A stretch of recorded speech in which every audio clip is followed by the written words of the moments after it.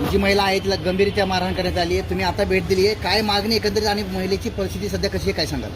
महिलेची परिस्थिती अतिशय गंभीर आहे. तिला चांगल्या इलाजाची गरज आहे. निर्भयाच्या धर्तीवरती मुंबई, दिल्ली, विदेशात राज्य सरकारने तात्काळ एअर ॲम्ब्युलन्सनी सुद्धा तिला मुंबईला हलवण्याची गरज आहे. तिच्या जीवाला आता सुद्धा धोका आहे. मी सगळं त्याच्या जखमा बघितल्यात.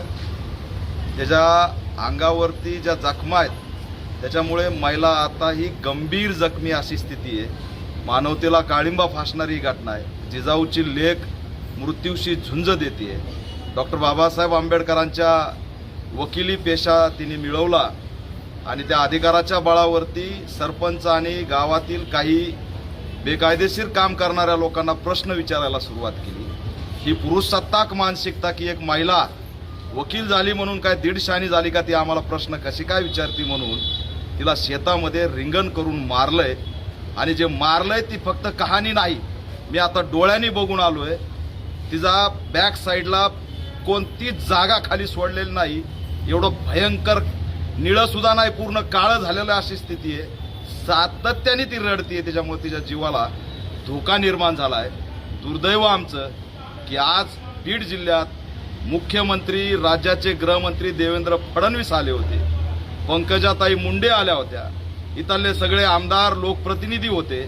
मोठे मोठे भाषणं केले, एकामेकाची स्तुती केली, पण त्या भाषणामध्ये ज्ञानेश्वरी हिचा उल्लेख सुद्धा केला नाही किंवा या हॉस्पिटलला येऊन तिला भेटावं असं सुद्धा गृहमंत्र्याला वाटलं नाही. बीडचा कायदा व सुव्यवस्था गंभीर झालेला आहे आणि संतोष देशमुखच्या हत्याकांडानंतर सुद्धा बीडचा कायदा व सुव्यवस्था राखला जात नाही. बाबासाहेब आगेचं हत्याकांड दिवसा ढवळ्या कोयत्यानी त्या ठिकाणी झालं. धाक कुठं आहे? आरोपी दिवसा ढवळ्या हत्यार घेऊन लोकांना मारायला लागलेत. एक महिलेला गाठून शेतामध्ये मारायला लागलेत आणि पुन्हा तिच्याच असणाऱ्या भूमिकेवरती संशय घ्यायला लागलेत. या सगळ्या ज्यांनी विरोधात भूमिका घेतली ज्ञानेश्वरीच्या त्यांना सुद्धा आरोपी केलं पाहिजे. या प्रकरणाची सखोल चौकशी झाली पाहिजे. याच्यात सुद्धा कुणी आका आहे का त्याची सुद्धा चौकशी झाली पाहिजे. हे कुणाच्या बळावरती झालं, कुणीतरी पाठबळ दिल्याशिवाय ही घटना घडवलेली नाही आणि म्हणून ते पाठबळ देणारे कोण आहेत ते सुद्धा याच्यामध्ये आरोपी झाले पाहिजेत. आणि याच्यातल्या 10 आरोपीतला अद्याप कुणीही अटक केलं नाही असं कळतंय. मुख्यमंत्र्याच्या दौऱ्यासाठी अटक केलं नाही का?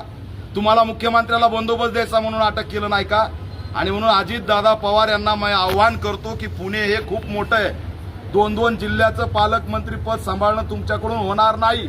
जर बीड सांभाळायचं असेल, कायदा व सुव्यवस्था राखायची असेल तर तुम्हाला बीडमध्ये वेळ द्यावा लागेल. बीडमध्ये जर वेळ देणं होत नसेल तर अजित पवार यांनी बीडच्या पालकमंत्री पदाचा राजीनामा दिला पाहिजे.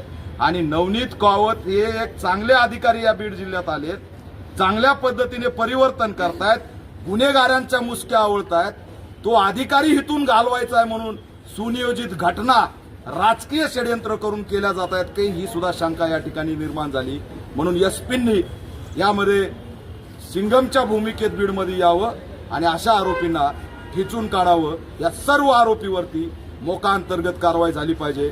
आणि आमच्या ज्ञानेश्वरीला जी जिजाऊची लेक आहे, रमाईची लेक आहे, सावित्रीची लेक आहे, अहिल्याबाई होळकरांची लेक आहे, त्या लेकीला वाचवण्यासाठी राज्य सरकारने, आरोग्यमंत्र्यांनी, मुख्यमंत्र्यांनी या ठिकाणी तात्काळ एअर ॲम्ब्युलन्सनी मुंबईला हलवून एका मोठ्या दवाखान्यात त्याचा इलाज करायला पाहिजे. नाहीतर तिचा जर जीव गेला तर हा जिजामाताचा महाराष्ट्र आम्हाला माफ करणार नाही हे सुद्धा या माध्यमातून जाहीर करतो आणि या घटनेचा निषेध करतो. मी भेट घेतली, मुलगी गंभीर आहे.